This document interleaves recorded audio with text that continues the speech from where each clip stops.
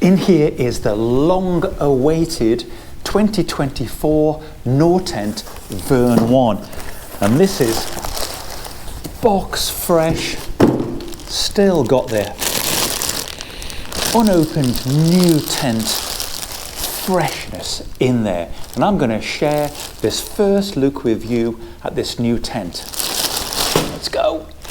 Now, before we do anything, make sure you subscribe and tick the bell icon, because this tent is going to be thoroughly tested over the next few weeks. And what I want to know is, how does it stack against other tents like the QU Stormstar I've used extensively, in fact the Vern 1 predecessor and the Vern 2, and of course that tent that seems to be everywhere, like, will it rival that one? The bag is fairly straightforward. There's a fold over grab handle on the bottom. It's quite a roomy bag, it's quite squishy inside. It's labelled Vern 1 there. There's a 3.5mm draw cord, and this is the tent itself out of the bag for the first time. Velcro closure there, and I literally haven't looked at this at all. I was waiting to share it with you guys. Now, I'm doing this in my studio at work so I can give you a really bright look at all the details. So here's the poles, and this looks like the peg bag. There's what looks like a spare guy line, a heavy tube of silicone sealant, and a guide, and look, what looks like 1 or 2 spare toggles and elastic in there. Pegs. So let's weigh the pegs. The pegs with bag weigh 278 grams, and I am sure they are the ubiquitous NORTENT ones, which they are, and I found these to be excellent. Really, really tough. I haven't bent one at all yet. You can hammer them. Not too sharp at the top either. However, this really tough anodized finish really attracts the mud, but I guess that's the price you pay. 16 pegs, and they weigh about 16 grams each. This will be the poles. They weigh 612 grams. Let's have a little look at these. And there's 3 poles, 1 labelled blue and 2 grey-black ones. Without the bag, exactly 602 grams. And I know that these are 9mm 7000 series aluminium. There's a little cap on the end there that will pull out. Let's see if that stays in when you pull it out with the pole sleeves. I'm intrigued to have a little bit look more what this is. Ah, okay, that's a little brush to siliconize it, and some spare elastic and some spare guy line. So I think the seam sealing with this is they're kind of making it optional. I'm going to be interested to try it without at first. I know the construction with the cold stitch and expanding thread is a lot like a lot other manufacturers where they don't require seam sealing. So I'll not worry about that for now. Okay, in here as well there is a fairly nice footprint. And I'm really pleased that they've included this time, because they didn't have footprints with their other tents. And a big point with this tent is that NORTENT are actually listening to people. They've seen that we like and don't like certain features, and they've made changes apparently with this tent. And one of them is the inclusion of a footprint. That weighs 298 grams, 291 grams. Good. Thanks, NORTENT. Right, laying this out, the fabric itself is a dark olive colour, and it's 30D siliconized both sides ripstop nylon. Feels nice. And it's a pitch together all in one tent with the inner pre-attached. This is a tent that you pitch from the ground up, first utilising these pole sleeves, blue into blue there, branded NORTENT there, and there's a tough, heavy-duty nylon pocket there, and a much stronger, tough, heavy-duty material there, and that looks to be substantially bark tacked there, and there's an extra tape there, presumably for a snow stake potentially. That'll just go in there, and apparently there's room to double pole these. I'm not sure if it would fit through there, but another pole would definitely fit in that one.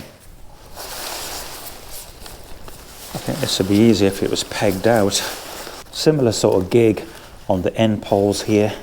This will be one of the vents. Bit of reflection on there. It's quite a nice stiff vent brace there. So black on black. I was just checking the instructions there. The outer poles go over the top of the centre pole, and it does, so we're okay.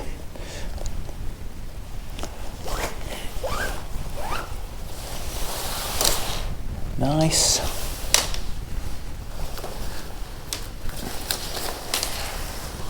And then when that last one goes in, you start to get a low structure. Of course, you'd have this pegged down to the ground first.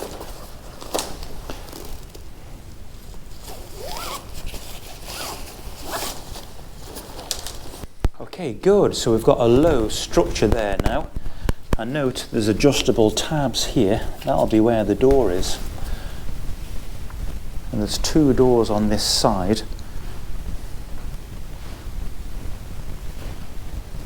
And then you'd start to just pitch it from the ground up.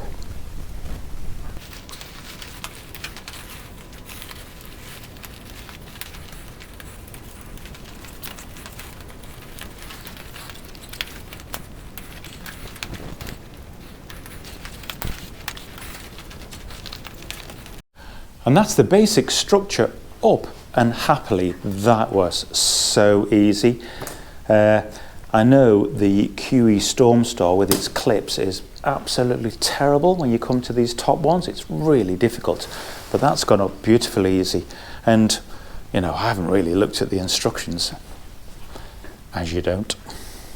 But that's nice. And of course, what you'd be doing in windy conditions is wrapping the guy lines around the poles, so the poles take the strain. And as you go up, you'd attach, or you'd pitch these guy lines, wrap that one around the pole, and put those out. But of course, inside here, I'm not going to do that. This apex looks nice and steep for some snow shedding, because a lot of tents like this can be quite flat on the top. Nice bit of tension on that. Yeah, it's gone up beautifully. Really nice and easy. Just to prove the point that this is actually totally freestanding, we can do that, move it about, put it where we like, no problem.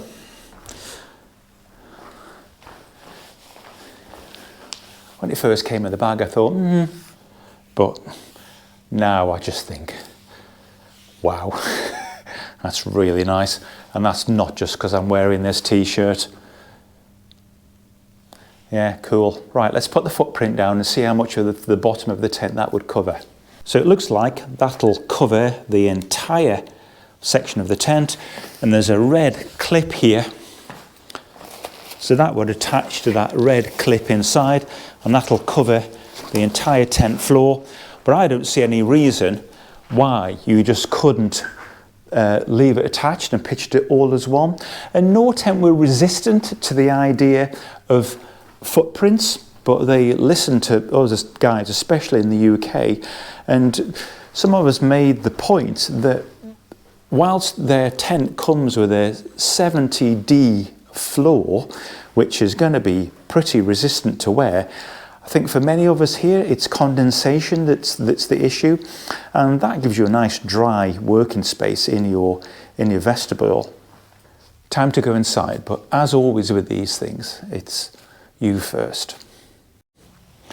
Now, just looking at the outside there's a really substantial flap there, and that's kept in place by the band on the outside here, keeping that across there, so that just keeps that in place all the time. Clever. There's a glow-in-the-dark zipper pole there. That zip arcs all the way across there.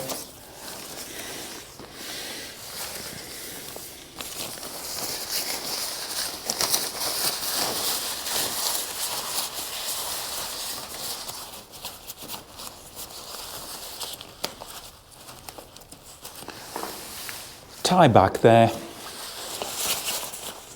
And it's even staying up with that one tie back, which is kind of encouraging. Let's just get the other door open. There's a clip on the bottom here, so just for ease and quickness, without tying the door back, you can just pop that on there. And I've looked with jealous eyes at a lot of tents that have that, and you could still have that attached to the floor, and that would be pretty stable in place. But to show it fully, we'll zip the door all the way back. Interestingly, the Vern one had a covered vent there, but they've elected to do that just on one side here. And NORTENT, I beg your pardon, will have a good reason for doing that, but for now it escapes me. Presumably you'll be planning to have the wind coming from this direction. There's a little tightener there for the inner, just to cinch that up a little bit. I'm really pleased to note that this footprint is now really quite deep. You can get in the vestibule first. Not a massive gap between the inner and outer, about a palm and a couple of fingers, but you want to maximise space in the inner whilst ensuring there's adequate ventilation. This is lovely and silky, this. I don't know the denier of the inner tent. I know the footprint is 70. A bit like the scarp, there's a little adjuster on the floor here, so you can open that up to push that back a little bit. You can't actually unclip that to let that go, but yeah, you can certainly adjust the size of the vestibule. Since I'm sure you want to know, I'll put up on the screen now what the dimensions are, but I do know that it's bigger in every direction than the Hilleberg Sulu, all of them. Okay, time to go inside. It's like a big oval. Oh, that smell. Big oval porthole door. And I'm hoping there's a little pocket there to shove that in, which there is. Great, so that's nice and quick and easy. Oh, in you go, go on.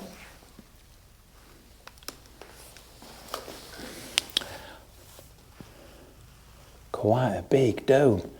And I know this tent is shorter than the Vern one, I think by 68 centimetres in total, but the inner, with having the double pole system at the top, is much higher.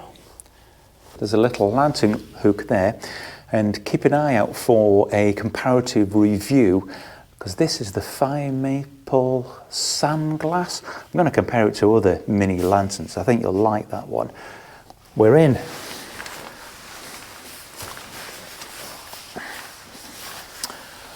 So that's me sat bolt upright, and the height in here is, at its highest point, 95 centimetres.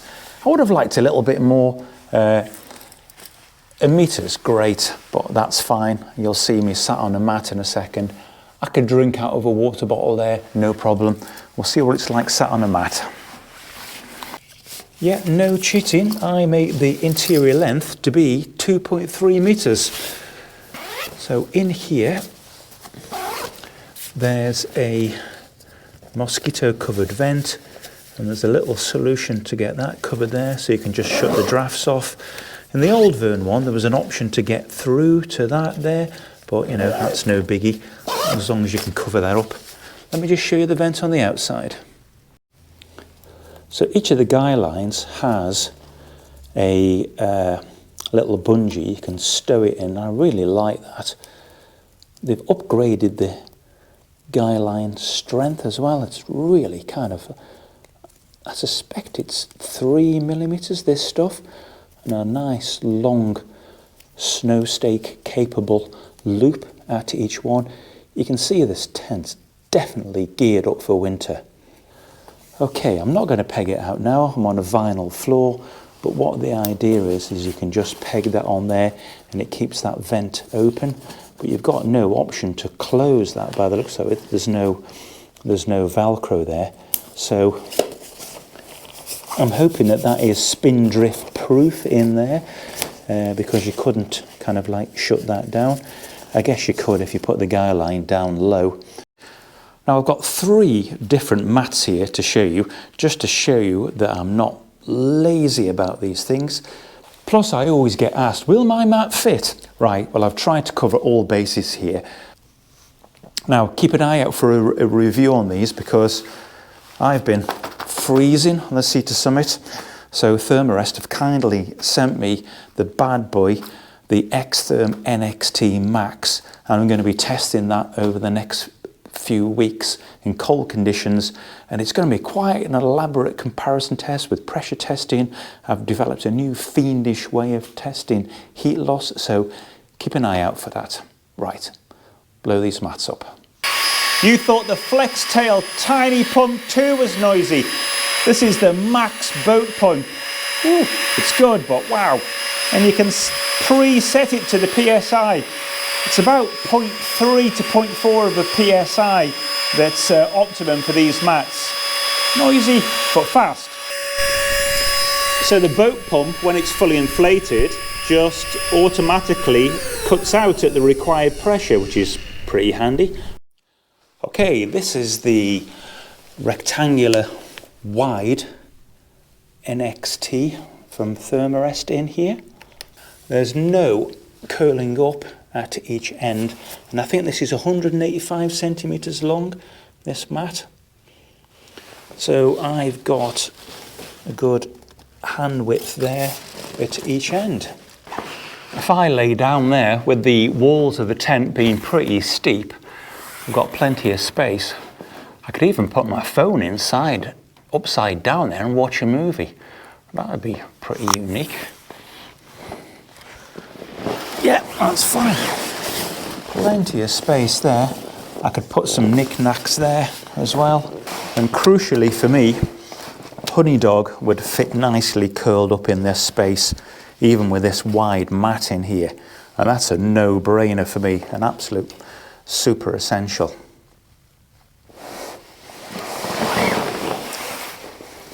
So there's a wee line at the top here, and another little toggle there.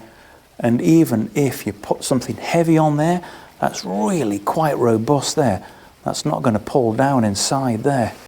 And for those that like a more modest mat, this is the standard Mummy Sea-to Summit Etherlite XT Extreme, and that's kind of like lost in there, to be honest. Absolutely loads of space. Let me just get sat on this, and I'll show you what that's like for headspace. So that's me sat bolt upright, my head's not actually just kissing the ceiling in the middle, and I've got a fairly long back. I'm 6'1", or I think that's 183 centimeters, and I've got plenty of space there. Right, that's the skinny but long standard Neo Air. If I push that right down, there's a good 35 centimeters left at the top there. Plenty of space. There's a little bit of shelter here still, even with the both doors open.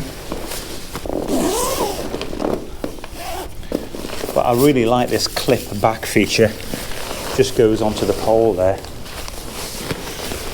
Now with that pegged down, you could see that you'd have a nice kind of like sheltered cooking space there. That would be just like that. Looking forward to using that.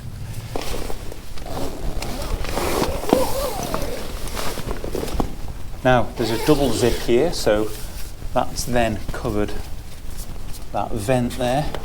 Absolutely no problem. Vestibule wise, plenty of space there. That is 66 centimeters. Loosen that and pull that back. If it's cook time, and that actually makes 76 centimeters there with that pulled out, and that's really, you know, the whole length of my arm there, so that would be more than adequate space. Now remember, if that was pegged out, that would be a bit more realistic, kind of like space-wise.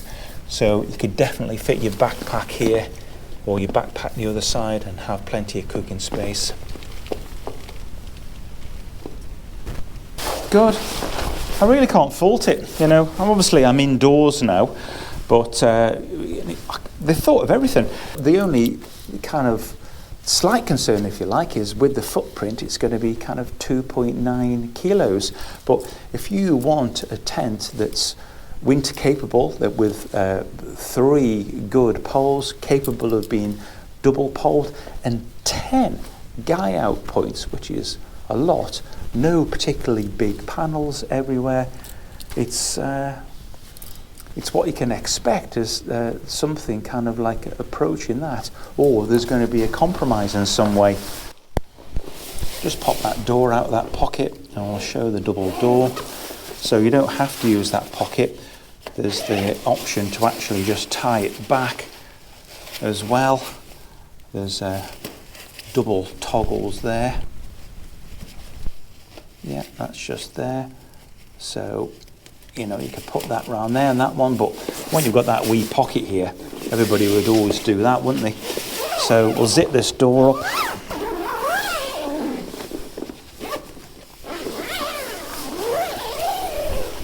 That's nice and quick to do that.